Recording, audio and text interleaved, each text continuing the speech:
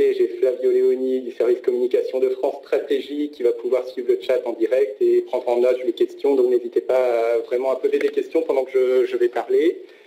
L'organisation de cette webconférence, donc nous sommes ensemble pendant 45 minutes. Il y aura 2 temps pour les questions, donc une au milieu de cette webconférence et un autre temps à la fin. Et normalement, à la fin de cette séance, on pourra aussi interagir avec vous en vous posant 3 petites questions sur le sujet pour avoir votre réaction et les retours sur ce qui a pu être dit. Donc je pense qu'on peut commencer dès à présent. Donc merci encore une fois d'être présent pour cette webconférence organisée par France Stratégie. Donc je suis Nicolas Lerue, responsable de projet au département Travail, Emploi, Compétences de France Stratégie. Le sujet du jour est « Emploi, faut-il avoir peur des robots ?» Donc le plan de la présentation. Donc cette présentation qui durera 45 minutes, l'objectif c'est d'évoquer 6 messages, 6 idées, et essayer d'argumenter et d'objectiver ce discours afin de pouvoir échanger après sur le temps des questions avec vous. Donc, les messages que je souhaitais mettre en avant pour cette présentation, c'est tout d'abord cette préoccupation de l'emploi et des robots et de la crainte d'un chômage technologique est une préoccupation ancienne. La deuxième idée, c'est que cette préoccupation ancienne a été renouvelée donc en 2013 par un papier, une publication académique de Frey et Osborne, qui avait une conclusion assez alarmiste, on va y revenir, mais qu'avec d'autres approches, donc à France Stratégie, nous avons publié une note à l'été dernier qui s'intitule Effet de l'automatisation sur l'emploi, ce qu'on sait et ce qu'on ignore. D'autres organismes, le Conseil d'orientation pour l'emploi ou l'OCDE ont aussi fait des travaux par la suite. On voit qu'avec d'autres approches, notamment des approches partage, on arrive à des chiffres qui sont différents. Enfin, une autre idée, c'est que les emplois, donc on s'intéresse surtout à la destruction des emplois qui serait liée avec l'arrivée des machines et des robots, mais les emplois disparaissent, se créent et se transforment, et donc ça c'est une idée assez importante que je voulais mettre en lumière. Qu'un emploi n'est pas nécessairement automatisé dès qu'une technologie permet de le faire, et donc dire qu'une approche par technologie n'est pas suffisante, mais il y a des freins à l'automatisation des emplois, et on regardera ça avec quelques exemples, et enfin que l'effet global de l'automatisation sur l'emploi, souvent les études s'intéressent aux destructions d'emplois, mais l'effet global, souvent il y a une inconnue, puisqu'on a du mal à imaginer les créations et les transformations d'emplois. Donc voilà les 6 points, les 6 messages que je vais vouloir aborder lors de cette présentation. Mais tout d'abord, très rapidement, une petite slide sur la présentation de France Stratégie. Donc France Stratégie est un think tank public dont l'objectif est de réfléchir sur les défis que devra affronter la société française dans les prochaines années. Et pour cela, il réalise 4 missions, 4 actions. C'est évaluer les politiques publiques, anticiper les mutations économiques, débattre avec les experts, les partenaires sociaux et la société civile, et enfin proposer des recommandations au pouvoir public. Donc la note que j'ai pu publier et cette webconférence rentre dans les missions et les actions de France Stratégie. Donc si maintenant nous rentrons dans le corps de la présentation, donc tout d'abord, la crainte de perte d'emploi liée aux machines, c'est une préoccupation qui est vraiment ancienne. On peut la faire remonter au XIXe siècle, souvent, ou avec l'épisode d'élite et les machines à tisser. Je ne voulais pas remonter, faire de l'historique très loin, mais je vais plutôt m'intéresser au XXe siècle, notamment aux États-Unis. Et si on regarde notamment la presse américaine, on s'aperçoit que cette question de savoir est-ce que les machines vont mettre de côté et donc écarter du marché du travail des personnes est une préoccupation très, très ancienne, et on voit que dans la presse de le New York Times, ces préoccupations existaient déjà à la fin des années 20, en 1928. Et on imaginait que les personnes pouvaient être rendues inaptes ou ne plus avoir leur place dans le monde du travail. Ces préoccupations se sont poursuivies tout au long du XXe siècle. Là encore, quand on prend un autre extrait du New York Times de février 1940, on s'aperçoit que la question de savoir si les machines allaient remplacer à long terme les hommes pour le monde du travail est une question vraiment d'actualité. Et on voit que si on reprenait encore aujourd'hui la presse, on obtiendrait ce même genre de questions qu'actuellement. Si on s'intéresse aux médias, toujours pour arriver à montrer qu'en France, cette question de la perte d'emploi liée aux machines est vraiment une question qui a retracé et qui préexistait donc pendant tout le XXe siècle.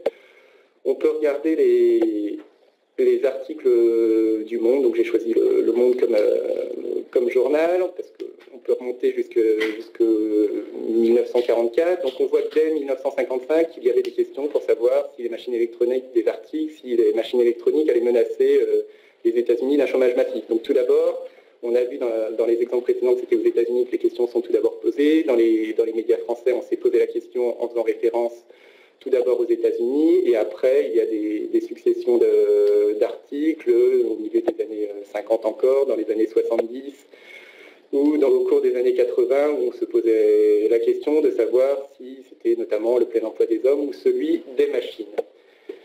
Cette préoccupation était ancienne donc dans les médias, elle a également été ancienne dans le milieu académique. Là, on aurait pu citer de nombreux auteurs, j'en ai cité que deux à présent. Donc Keynes, qui dès 1930 arrive à définir ce qu'il entend par chômage technologique.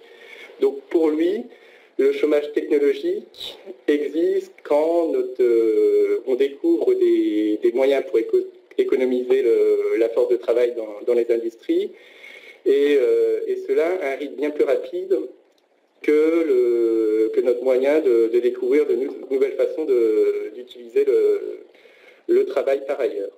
Donc ça, dès 1930, les économistes ont mis en avant cette possibilité temporaire ou à long terme, donc ça on verra par la suite, mais de l'existence d'un chômage technologique dû à l'arrivée des machines et du progrès technologique.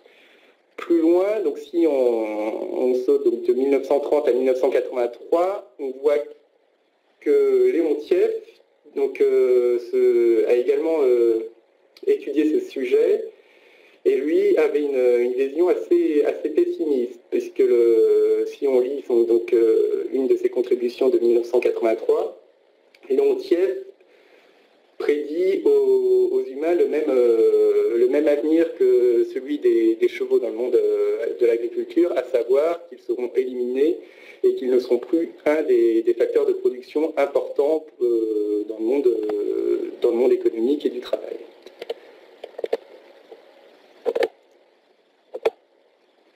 Donc là, jusqu'à présent, nous avons pu mettre en avant le fait que cette question de savoir cette crainte de chômage technologique est vraiment une question qui est assez ancienne, et dès l'apparition des machines dans l'industrie dès les années 20, les années 30, on a pu craindre un chômage technologique.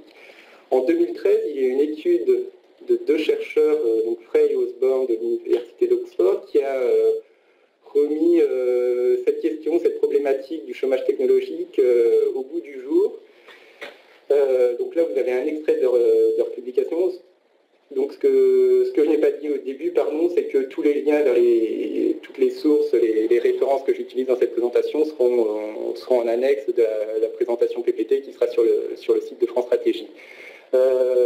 Donc la publication de Frey et Osborne aboutissait à une conclusion assez alarmiste, puisque selon eux, 47% des emplois aux États-Unis étaient potentiellement automatisables à l'horizon d'une décennie ou deux. C'est un travail académique qui a eu beaucoup de retentissement, notamment dans les médias, vu la conclusion assez inquiétante à laquelle ils arrivaient. Cette étude s'intéressait aux États-Unis, mais de nombreux autres organismes ont aussi adapté et ont essayé de voir quelle pourrait être la conclusion dans d'autres pays. Donc là, pour les États-Unis, Frey et Osborne obtenait un chiffre de 47%. Ils ont également travaillé sur le Royaume-Uni et sur Londres, où ils obtiennent un résultat que 35% des emplois ont un risque élevé d'être automatisés. Pour la France, le cabinet Roland Berger aboutit à un chiffre de 42%. Pour la Norvège et la Finlande, on obtient environ un tiers. Au Japon, on obtient le pourcentage de 49%, et Bruegel a réalisé un travail pour l'ensemble de l'Union européenne, où il obtient qu'en moyenne, pour l'Union européenne à 28, 54% des emplois auraient un risque élevé d'être automatisés, donc d'ici 10 ou 20 ans. On va voir un peu plus loin d'où viennent ces chiffres et la méthode, mais auparavant, on va essayer de comprendre ce qu'ont fait Frey et Osborne et comment ils arrivent à obtenir ce chiffre de 47% qui a alimenté et renouvelé ces questions sur les risques de chômage technologique. Donc, tout d'abord, quelles étaient les informations dont disposait Frey et Osborne? Donc, aux États-Unis, il existe une base de données qui s'appelle la base de données ONET, qui décrit les professions. Donc, il y a pour plus de 900 professions. Pour chacune des professions, on sait quel est le type de compétences qui est généralement demandé, quelles sont les tâches qui sont généralement faites, quels sont le type de diplômes qui sont généralement demandés, quelles sont les conditions de travail, est-ce que ces professions sont plutôt faites en interaction avec les personnes, dans des bureaux, et ainsi de suite. Donc pour toutes les professions, il existe un descriptif général, descriptif qui est fait par des experts du monde du travail. Donc pour chacune des professions, il existe un descriptif des professions. À côté de ça, Frey et Osborne ont demandé à certains de leurs collègues à l'université d'Oxford, des collègues qui sont spécialistes du machine learning, pour 70 professions, qu'ils ont identifié, un échantillon de 70 professions, ils ont demandé est-ce que si on a suffisamment de données, est-ce que ces professions pourraient être suffisamment spécifiées pour pouvoir être réalisées par un matériel, par un automate, par un ordinateur qui serait programmé. Donc Frey et Osborne, pour cet échantillon de 70 professions, avaient l'avis de ces experts de machine learning pour savoir si selon eux, est-ce que oui ou non ces professions peuvent être automatisées. Et pour ces 70 professions, ils ont aussi les informations disponibles dans la base ONET qui permettent d'écrire ces professions.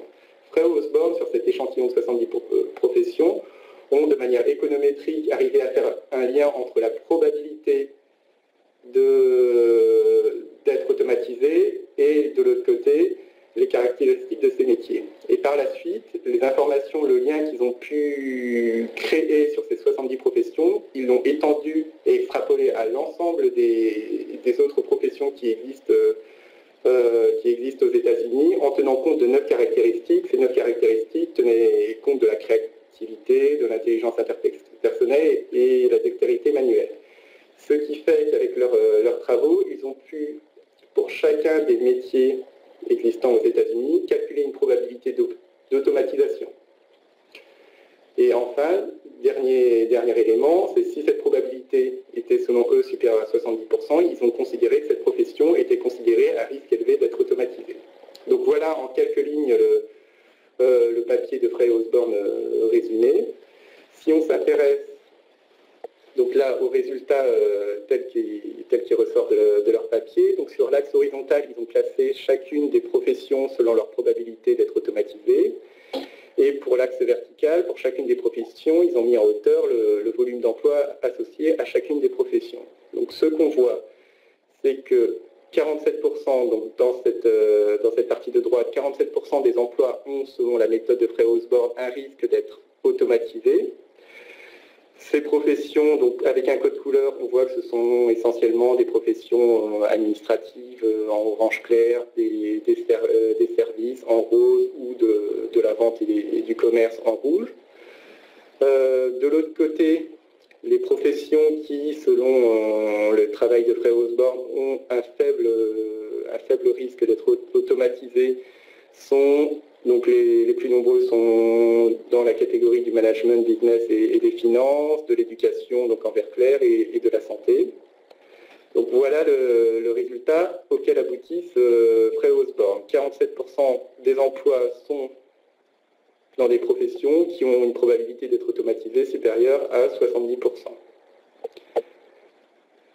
Ce papier a fait grand bruit et Et il répondait effectivement certainement à des interrogations de l'époque, mais comme tout papier de recherche, on peut lui trouver des limites bien légitimes. Donc tout d'abord, la première des limites, c'est que ce papier ne s'intéresse qu'aux destructions potentielles d'emplois et pas aux créations. Donc il ne regarde qu'une partie de l'histoire, à savoir quels sont les emplois actuels aux États-Unis, donc en 2013, l'époque à laquelle ils ont fait ce travail de recherche, quelle est la proportion de ces emplois aux États-Unis qui ont un risque d'être détruits avec l'apparition des nouvelles technologies. Il ne regarde pas du tout le côté des créations ou des transformations des emplois comme on pourra le voir par la suite. Et donc de cette étude, on ne peut pas en déduire un chiffre sur l'effet global de l'automatisation sur l'emploi. Deuxième limite, c'est que l'étude de Frey et Osborne raisonne par métier. Donc plus précisément, donc les professions sont identifiées comme menacées par l'automatisation. Soit une profession est automatisable, soit elle ne l'est pas.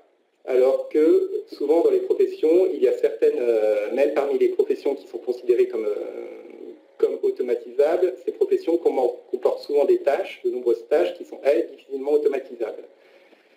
Et enfin, une autre critique sur le raisonnement par métier, c'est que Frey et Osborne ne tiennent pas compte de l'hétérogénéité du fait que tout le monde ne pratique pas, n'exerce pas une même profession de la même façon.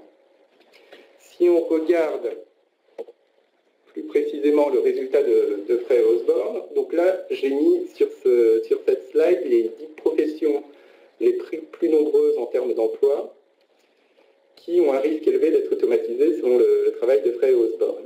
Donc là on voit que les professions les plus à risque selon ce travail, ce sont les vendeurs dans le commerce de détail, les caissiers, les office clerks, donc les personnes qui travaillent dans l'administration, les travaux administratifs, pardon. Donc selon la méthode de Frey et Osborne, soit ces professions sont totalement automatisables. Donc si on reprend par exemple les vendeurs du commerce de détail, cette profession emploie 4,2 millions de personnes aux États-Unis et ces 4,2 millions de personnes ont un risque élevé et donc auraient toutes un risque de disparaître d'ici 10 à 20 ans. Ainsi de suite pour les caissiers et pour les autres professions, ce qui fait que quand on regarde simplement les 10 professions les plus nombreuses aux États-Unis, ces 10 professions concentrent déjà 19% des emplois aux États-Unis. Donc croire que 47% des emplois aux États-Unis a un risque d'être automatisé dans les 20 prochaines années, c'est penser qu'il n'y aura plus du tout de vendeurs de détail, plus du tout de caissiers, plus du tout de personnes qui réalisent des travaux administratifs dans les entreprises, plus du tout de serveurs, plus du tout de ces professions. Donc là, on voit déjà cette limite, c'est que le travail de Frey et Osborne ne tient pas compte que finalement, par exemple, dans les caissiers ou dans les vendeurs, tous les vendeurs n'exercent pas leur travail de la même façon et peut-être que ce n'est pas l'ensemble, la totalité des 4,2 millions de personnes de vendeurs qui risquent de disparaître, mais seulement une partie. Enfin, si on revient sur la slide précédente, une troisième limite qui n'est pas associée au travail de Frey et Osborne, mais plutôt aux reprises qui ont été faites du travail de Frey et Osborne et qui ont été adaptées à d'autres pays, c'est que souvent, comme le travail réalisé par le cabinet Roland Berger, ce qu'ils ont fait, c'est qu'ils ont utilisé les probabilités, le résultat de l'étude de Frey et Osborne, c'est-à-dire les probabilités d'automatisation par métier. Ils ont donc calculé sur les données américaines, selon l'avis des chercheurs experts en machine learning aux États-Unis, et ils ont appliqué ces probabilités d'automatisation à la structure des métiers et des emplois des autres pays. Donc une question qu'on peut se poser, c'est est-ce que cette probabilité d'automatisation est si facilement transposable du contexte des États-Unis au contexte d'un autre pays? Donc est-ce que ces probabilités ont réellement un sens quand on les applique à la structure des emplois en France? Donc ce papier de Frey et Osborne a renouvelé vraiment cette question de l'automatisation et le risque de chômage technologique. À France Stratégie, donc, on a publié à l'été dernier une note qui essayait de passer, d'aller un peu plus loin et de tenir compte des limites précédentes. puisqu'en France, on dispose d'une enquête, c'est une enquête sur conditions de travail qui est réalisée par l'INSEE et la DARES. Et dans cette enquête, on demande directement, on passe un questionnaire aux salariés, on leur demande de préciser quelles sont leurs conditions de travail. Donc l'avantage de cette enquête, c'est que toutes les personnes sont interrogées une à une, et pour des personnes qui exercent la même profession, on va s'apercevoir qu'elles déclarent des conditions de travail, donc des façons de travailler notamment, qui varient au sein de la même profession. Et le deuxième avantage, et ce qui est important pour les questions de technologie, c'est que cette enquête a été réalisée depuis très longtemps et on dispose notamment des données depuis 1998, 2005 et 2013, ce qui fait qu'on va pouvoir se poser des questions sur l'évolution de ce risque d'automatisation. Une des questions importantes, c'était de savoir, on a cette enquête qui permet d'avoir des informations sur les conditions de travail qui sont déclarées par les salariés, c'est comment définir les emplois qui sont automatisables. Dans cette étude réalisée par France Stratégie, j'ai privilégié une approche qui n'était pas une approche par technologie, mais je me suis basé sur un travail qui a été réalisé par David Autor, un chercheur du MIT, qui, lui, mettait en avant le concept d'avantage comparatif. Pour lui, quand on veut raisonner, notamment pour les emplois qui sont du milieu de la distribution, qui ne sont pas les plus qualifiés, qui ne sont pas non plus les moins qualifiés, ce qui est important de voir, c'est est-ce que les travailleurs ont encore un avantage comparatif sur les machines. Et là, il met en avant 4 dimensions qui sont l'interaction interpersonnelle, la flexibilité, l'adaptabilité et la résolution de problèmes. Pour lui, pour ce chercheur David Autor, dans ces 4 dimensions, on peut voir qu'actuellement, les hommes ont encore un avantage comparatif sur les machines. Et donc c'est cette définition, ce point de méthode, cette conclusion de David Autor que j'ai utilisé, et j'ai pris les informations qui étaient disponibles dans l'enquête conditions de travail pour arriver à résumer au mieux et mesurer au mieux ces 4 dimensions. Pour ce faire, j'ai retenu 2 questions qui sont disponibles dans l'enquête conditions de travail et qui sont disponibles dans les 3 enquêtes conditions de travail, c'est de 98, 2005 et 2013. Donc la première question, c'est votre rythme de travail vous est-il imposé par une demande extérieure, client public, obligeant à une réponse immédiate? Donc les salariés pouvaient répondre par oui, non, on ne sait pas, ou ils pouvaient également refuser de répondre. Et la deuxième question, c'était vous recevez des ordres, des consignes, des modes d'emploi. Est-ce que pour faire votre travail correctement, vous appliquez strictement les consignes? Ou est-ce que dans certains cas, vous faites autrement? Est-ce que dans la plupart du temps, vous faites autrement? Ou est-ce que vous n'avez pas de consignes? Et l'idée, avec ces 2 questions de l'enquête conditions de travail, c'était d'approcher les 4 dimensions qui étaient celles qui ont été mises en avant par le chercheur David Autor.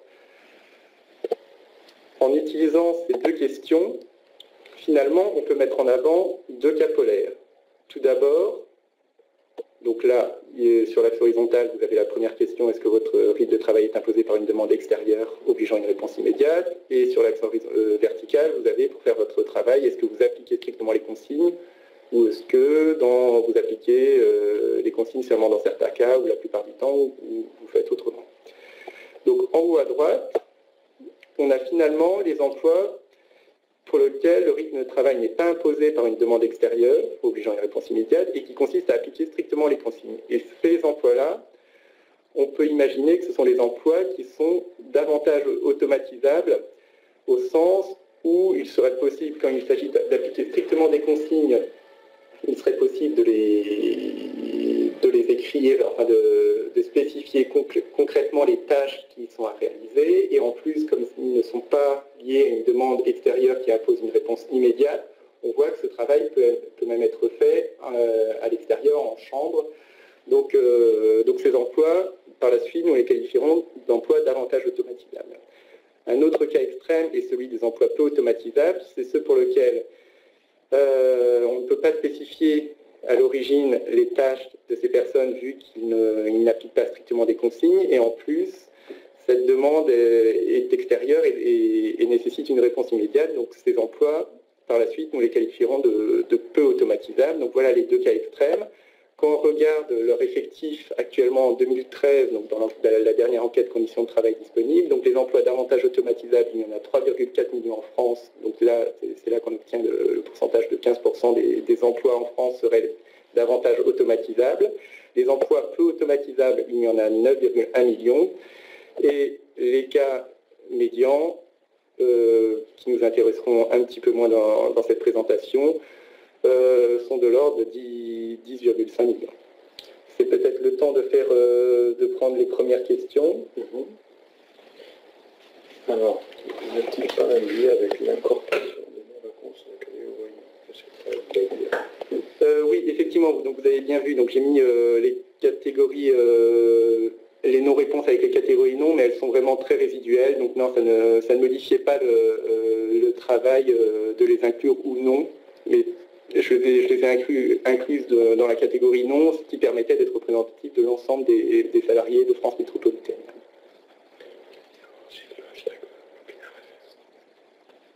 Sur Twitter. Ah oui, et on me dit qu'on peut aussi suivre cela sur Twitter avec le hashtag WebinarFS en stratégie. Quel est l'écart type de votre étude? Quel est l'écart type de votre étude? On n'a pas, donc là, la question que vous posez, c'est celle de savoir, donc là, par exemple, les emplois davantage automatisables, j'obtiens un pourcentage avec cette approche de 15% des emplois qui sont automatisables. C'est une approche descriptive, on n'a pas... Donc cette enquête est représentative de la population, donc il n'y a pas d'écart type, enfin il n'y a pas d'écart type qui sont calculables, plus que les écarts types qui dépendent de l'enquête conditions de travail, mais cette enquête conditions de travail est assez robuste, donc vous trouvez ces informations sur l'enquête conditions de travail, les réponses à chacune des questions prises une à une, vous pouvez notamment les avoir sur le site du ministère du Travail. Tout cela est disponible gratuitement. Une taxe robot peut-elle modifier le taux d'automatisation? Donc il y a dès à présent une question sur la taxe sur les robots, donc ça on le verra peut-être par la suite. Oui, on le verra peut-être à la fin dans un deuxième temps, parce que là on regarde les destructions, on essaiera d'avoir une vision plus globale sur les créations et sur les destructions d'emplois. Une dernière. Avez-vous consulté les fabricants des machines sur leur perception des transformations sur l'automatisation? Donc la question qui est posée, c'est est-ce qu'on a été voir et on a consulté les fabricants de robots, de machines pour avoir leur perception. Donc pour cette étude à France Stratégie, donc c'était vraiment une étude donc pour laquelle je n'ai pas souhaité avoir une dimension technologique, et on verra par la suite donc ne pas raisonner technologie par technologie et s'intéresser par exemple à quel sera l'effet de l'imprimante 3D sur les emplois, quel sera l'effet de l'intelligence artificielle sur telle catégorie d'emploi, mais plutôt avoir une vision globale comme il était possible de le faire pour arriver à voir si, en prenant d'autres approches que celle de Fred Osborne, on aboutissait à la même conclusion de la moitié des emplois avec un risque potentiellement d'être détruit, ou est-ce qu'au contraire on avait une estimation qui était très différente. Donc dans d'autres travaux de France Stratégie, il y a donc vous avez vu dans l'émission, il y avait notamment débattre avec les experts. Donc dans d'autres cadres, il y a des réflexions qui sont faites et pour lesquelles les représentants notamment des technologies, enfin du monde technologique, peuvent donner leur avis et dans lesquels ils sont consultés. Là, une petite question rapide. Est-ce que les emplois représentés dans le carré en bas à droite ne sont pas plus faciles à automatiser? Donc dans le carré en bas à droite, la question qui est posée, c'est est-ce que les emplois qui sont en bas à droite, dans le carré en bas à droite, sont-ils pas plus facilement automatisables? 6,3 millions. Donc dans ces emplois, en bas à droite, ce sont quand même des emplois pour lesquels les personnes disent qu'ils n'appliquent pas strictement des consignes, toujours strictement des consignes pour le réaliser. Et là, c'était pour moi une limite de ces emplois du caractère automatisable. Et si on reprend les 4 dimensions qui sont mises en avant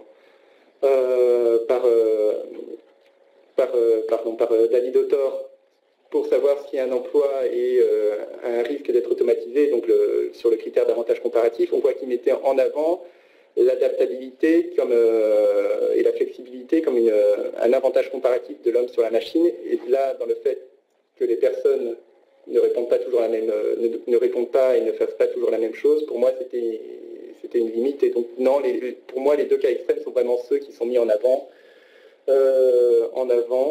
dans ces carrés. Dire là que tu vas parler, puisqu'il a posé une question sur les caissières. Ah oui. Donc par la suite, on évoquera, même à la suite, on va peut-être faire ça dès à présent. On aura quelques exemples un peu plus concrets de professions, et notamment on évoquera le cas des caissiers, qui était aussi une question actuelle. Dala. Nous sommes partis pour la suite. On aura un deuxième temps pour les questions, elles sont nombreuses, je vous en remercie. Donc l'intérêt de cette étude réalisée à France Stratégie, donc comme je l'ai dit, elle s'appuie sur une enquête conditions de travail, et cette enquête conditions de travail, elle est disponible depuis 98, 2005 et 2013, ce qui fait qu'on peut s'intéresser à l'évolution de ces emplois peu automatisables ou emplois davantage automatisables. Donc là, sur ce graphique, vous trouvez à droite les 3,4 millions d'emplois qui apparaissent automatisables, davantage automatisables, et les 9,1 millions des emplois peu automatisables en 2013. Et on voit l'évolution depuis 98. On voit une progression des emplois peu automatisables, et sur la période 2005-2013, une petite diminution des emplois davantage automatisables qui sont passés de 3,9 millions à 3,4 millions. Donc l'intérêt, c'est qu'on a ces évolutions, mais se pose la question de savoir comment arriver à expliquer ces évolutions. Notamment pour ces emplois qui sont davantage automatisables, on voit qu'ils ont diminué entre 2005 et 2013. Une première...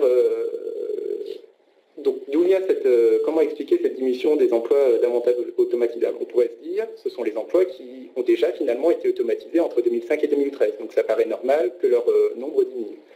Une deuxième possibilité, c'est que finalement, les emplois n'auraient pas tant été détruits, ces emplois automatisables n'auraient pas tant été détruits, mais les emplois, le contenu des emplois et le contenu des métiers se seraient adaptés aux nouvelles technologies, et certains emplois seraient devenus davantage automatisables, ou au contraire certains emplois seraient devenus moins automatisables parce qu'ils se seraient adaptés aux technologies. Et c'est ce qu'on va présenter dans la slide suivante. Nous avons fait un focus sur l'évolution entre 2005 et 2013 des trois catégories: les emplois peu automatisables à gauche, les autres types d'emplois, et enfin les emplois davantage automatisables à droite. Et on a voulu mettre en avant, essayer de comprendre, est-ce que finalement cette évolution est due à un effet de structure de la déformation de l'économie, à savoir que les emplois finalement qui étaient déjà automatisables ont été supprimés, ou des emplois qui, avec le commerce extérieur, auraient été supprimés.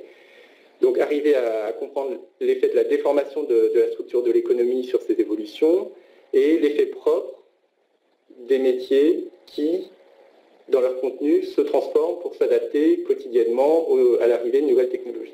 Et la conclusion à laquelle on arrive, c'est que finalement, l'effet de la transformation du contenu des métiers est bien plus important que l'effet de la déformation de la structure de l'économie. Et donc, l'une des conclusions de cette étude, c'est qu'il ne faut pas oublier de penser, non pas seulement qu'il y a des destructions qui peuvent arriver aux machines, mais qu'il y a aussi une composante très importante qui est la transformation des métiers avec l'arrivée de nouvelles technologies.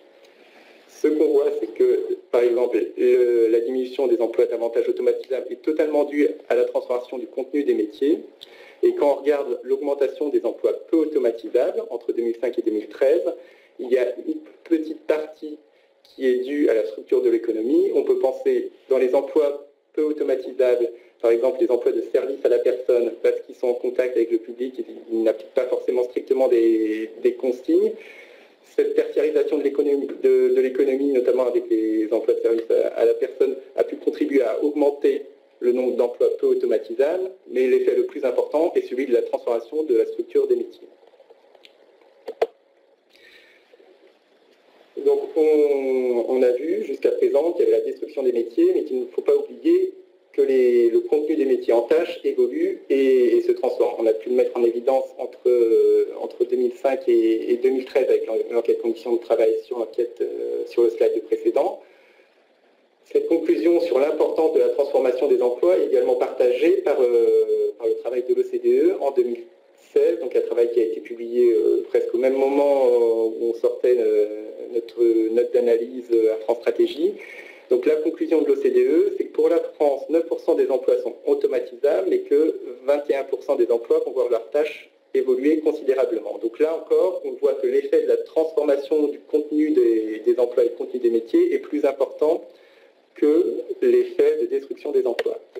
Le Conseil d'orientation pour l'emploi, le CE, au début de cette année, en 2017, a également réalisé une autre étude, une autre estimation, également le CE avec l'enquête conditions de travail, et leur conclusion, c'est que moins de 10% des emplois sont exposés à l'automatisation et près de 50% des emplois ont un contenu qui est susceptible d'évoluer. Donc là encore, l'importance de la transformation des emplois et qu'il ne faut pas voir une opposition un peu simpliste entre une machine et un emploi simplement du côté de la destruction, mais il faut bien voir qu'il y a une destruction une transformation des emplois. Là, c'est un extrait de l'étude du Conseil d'orientation pour l'emploi de 2007, où ils mettent en avant les familles professionnelles, enfin les métiers qui sont les plus exposés à l'automatisation, donc c'est le tableau de gauche, et les métiers dont le contenu est le plus susceptible d'évoluer. Ces métiers sont classés par nombre décroissant d'emplois. Et là, on voit par exemple sur cette étude que des mêmes métiers peuvent,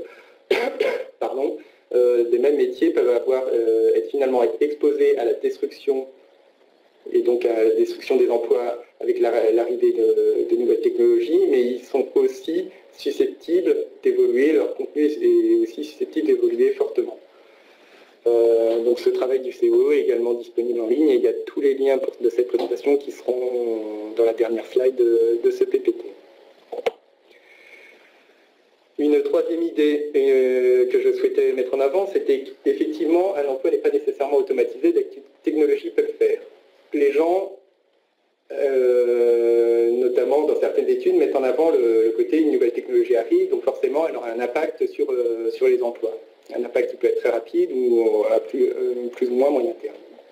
Donc là, dans cette slide-là, on va voir deux exemples qui montrent que l'automatisation finalement n'est pas automatique. Si on regarde à gauche l'industrie et la robotisation de l'industrie entre pays. Donc là, dans l'étude faite à France Stratégie, je comparais la France avec l'Allemagne, le Royaume-Uni et l'Italie. Entre l'Allemagne et la France, il y a en gros un ratio de 1 à 5 entre le nombre de robots industriels en France et en Allemagne. Il y en a à peu près un peu plus de 30 000 en France, il y en a 170 000, plus de 170 000 en Allemagne. On peut se dire que c'est un effet de structure de l'économie, que l'industrie étant plus développée en Allemagne, c'est normal qu'il y ait plus de robots industriels. Quand on compare et quand on tient compte de la structure de l'économie, entre la différence de structure de l'économie et de poids de l'industrie entre la France et l'Allemagne, on voit que le ratio est toujours de 1 à 2. Donc cet exemple met en lumière qu'entre la France et l'Allemagne, il n'y a pas le même degré de robotisation dans l'industrie et donc que la technologie ne s'est pas diffusée d'elle-même partout en Europe, donc notamment de la même façon en France et en Allemagne. Donc ce n'est pas forcément automatique, ce n'est pas parce qu'une technologie existe qu'elle va être mise en pratique dans les industries. Un deuxième exemple est celui des caisses automatiques dans la grande distribution. Donc ça, c'était une question qu'on nous a posée tout à l'heure. Ce qu'on voit, c'est qu'en France, la première caisse automatique est arrivée en 2004. Quand on regarde l'évolution du nombre de caissiers entre 2004 et 2014, au cours des 10 dernières années, on voit que le nombre de caissiers a seulement diminué de 10%. Il en reste encore 185 000 caissiers en France dans la grande distribution en 2014. Donc là encore, un des exemples. Ça évolue tous les jours, mais la technologie existe depuis au moins 2004, elle a été mise en pratique en 2004, et on voit que 10 ans après, il existe encore une très large majorité des caissiers en France. Tout ça met en évidence l'idée qu'il n'y a pas qu'un aspect technologique qui compte pour essayer de réfléchir aux destructions des emplois et à l'impact des robots et des machines sur l'emploi, mais il y a aussi des questions de mode d'organisation du travail, d'acceptabilité sociale et également de rentabilité économique, et on peut encore trouver d'autres critères. Il y a aussi les aspects de normes, de régulation. Enfin, beaucoup de dimensions doivent être prises en compte pour arriver finalement à comprendre pourquoi certains métiers vont être impactés fortement par les machines ou non. Et enfin, dernière idée, c'est qu'il y a, donc on a beaucoup des études s'intéressent à la destruction des emplois, mais comme l'étude de Frey Osborne. Mais la question qui se pose, c'est quel sera l'effet global, l'effet net de l'automatisation et donc des repos sur l'emploi. Il faut voir que l'automatisation crée de l'emploi directement. Là, sur ce slide, la courbe de gauche, vous voyez par exemple le nombre d'ingénieurs de l'informatique et des télécoms. Pour des raisons pratiques, l'informatique et les télécoms sont mis ensemble, mais on voit que depuis le début des années 80 au milieu des années 2010, on a une forte progression du nombre des emplois d'ingénieurs de l'informatique et des télécoms. Il y a une création donc directe. Il y a aussi des créations directes qui sont induites par l'apparition de nouveaux produits, et il y a aussi des créations indirectes qui sont tirées par les gains de productivité. Là-dessus, sur les gains de productivité, ça revient à la question de savoir si le progrès technique, si les nouvelles technologies vont permettre finalement de produire plus et mieux à partir de moins de travail. Là-dessus, il y a actuellement un débat entre une vision optimiste des gains de productivité, c'est notamment la vision des deux chercheurs du MIT, pour lesquels le progrès exponentiel des capacités de calcul, la quantité extraordinaire d'informations numérisées et l'innovation par recondition fait qu'il y aura des gains de productivité énormes à attendre, et que l'ordinateur, le robot et les diverses technologies numériques vont acquérir les mêmes compétences que celles qu'ont actuellement les personnes, et donc il y a possiblement une forte destruction d'emplois. À l'inverse de cette vision optimiste des gains de productivité, il y a une vision qui est plus négative, c'est celle de Robert Gordon, qui, lui, voit plutôt un essoufflement des gains de productivité. Que notamment les forts gains de productivité qu'on a pu avoir au cours des années 90, milieu des années 90 et 2000, finalement, ces gains de productivité vont s'essouffler, et il n'y aura pas forcément de forts gains de productivité, et donc la question d'un chômage massif ne se posera peut-être pas, en tout cas, est plus incertain. Pour ce qui est des gains de productivité, une troisième idée, c'est David Autor, donc toujours son papier pour savoir pourquoi y a-t-il toujours autant d'emplois actuellement, dit qu'il ne faut pas sous-estimer, pour estimer l'évolution des gains de productivité, c'est la complémentarité entre les machines et le travail, ne pas simplement raisonner sur une substitution entre machine et travail. Donc pour conclure et pour qu'on ait un petit peu de temps pour répondre à vos questions, donc les éléments de conclusion, c'est qu'on voit qu'il y a des éléments d'incertitude sur les déterminants de l'effet net. La plupart des études s'intéressent aux destructions des emplois. Sur les destructions des emplois, on voit déjà qu'il y a une incertitude. Frey Osborne dit que 50% des emplois sont potentiellement automatisables. À France Stratégie, l'OCDE, le Conseil d'orientation pour l'emploi, ce pourcentage est plutôt de 10-15%. Une autre idée de cette présentation, c'est de montrer qu'il ne faut pas raisonner uniquement par technologie. Quand on prend l'exemple des caissiers ou de l'industrie, la robotisation de l'industrie, on voit qu'il existe des freins au développement des technologies.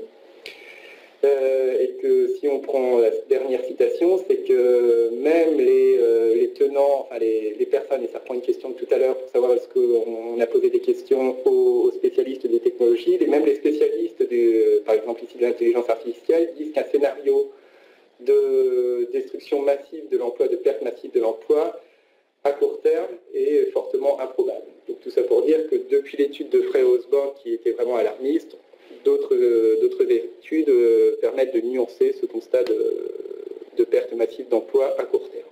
Et je pense que dans les quelques minutes qui nous restent, on va prendre quelques questions. Donc là, ce sont les liens de tout ce qui a été dit lors de cette présentation.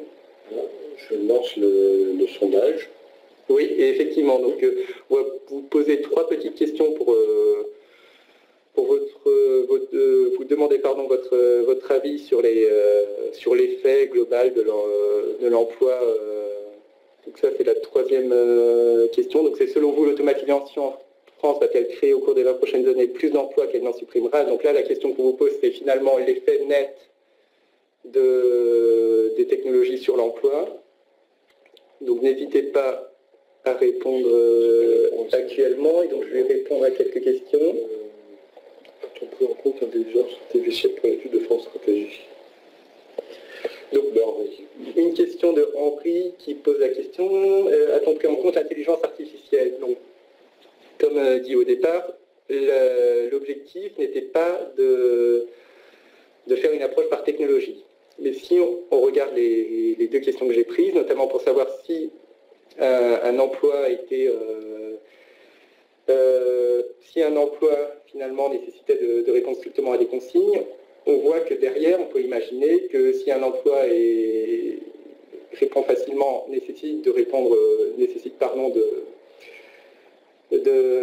à des consignes et d'appliquer des consignes tout le temps, peut-être qu'avec l'intelligence artificielle et le machine learning, il sera plus facile de les automatiser à l'avenir. Mais l'approche que je souhaitais faire, c'était vraiment pas une approche par technologie en particulier. Mais d'autres travaux actuellement en cours, notamment à France Stratégie, se posent la question plus particulièrement de savoir quel sera l'effet de l'intelligence artificielle sur l'emploi. Jean-Philippe, le rapport entre la digitalisation des métiers et l'automatisation. Jean-Philippe pose une question sur le rapport entre la digitalisation des métiers et l'automatisation. Là, l'étude et la présentation qui a été faite, était vraiment sur l'automatisation d'emploi et les craintes de perte d'emploi massive avec l'automatisation, les robots, les machines. On voit déjà qu'il y a beaucoup d'incertitudes et qu'il faut éviter de raisonner de manière très, très rapide sur les effets de ces technologies sur l'emploi.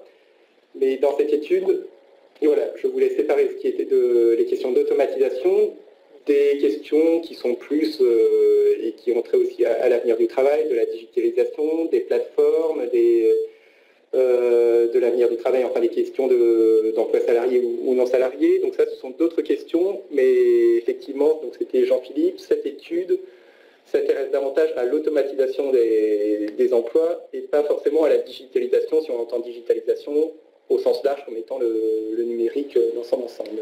Marc, quel est l'effet de l'amélioration des technologies et donc de l'augmentation du spectre d'emploi des robots? L'amélioration des technologies.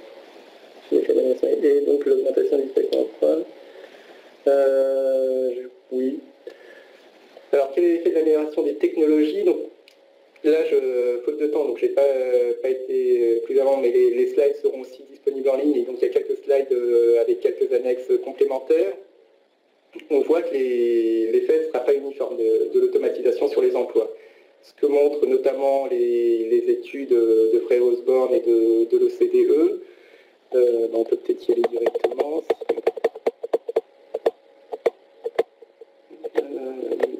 Voilà.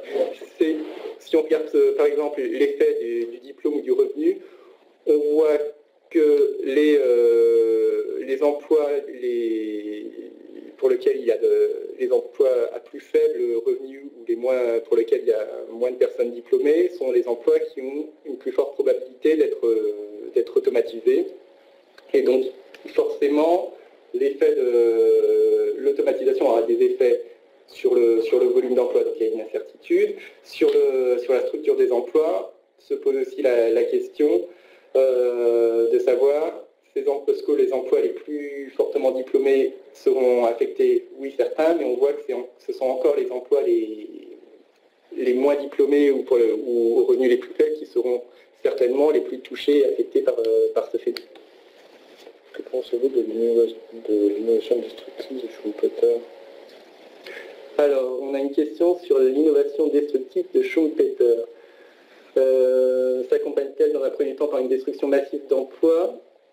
D'accord, donc ça, cette question, je vais pouvoir y répondre avec un exemple, c'est celui des distributeurs automatiques de billets. Parce que la question qu'on peut se poser, c'est est-ce qu'avec l'arrivée d'une technologie, on va avoir forcément un chômage technologique à très court terme et par la suite, avec les gains de productivité et notamment le circuit macroéconomique, on aura davantage d'emplois à long terme.